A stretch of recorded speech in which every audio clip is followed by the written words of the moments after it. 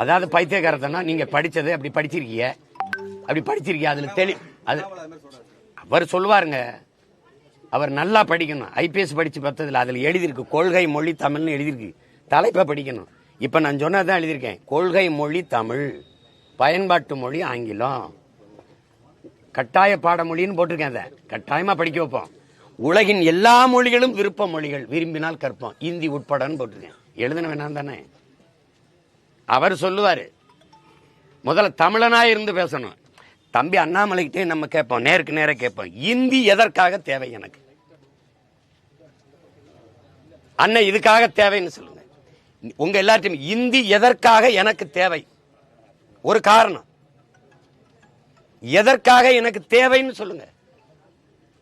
தேச ஒற்றுமைக்கா? இந்திய படிச்சாதான் தேசம் ஒற்றுமையா இருக்கும்னா, என் மொழியை கொன்னுட்டு எங்க அம்மாவை கொன்னுட்டு உங்க அம்மா அம்மான்னு சொல்றதான் தேசப்பற்றுனா, இது மாதிரி ஒரு தேச துரோகம் உலகத்தில் இருக்கா?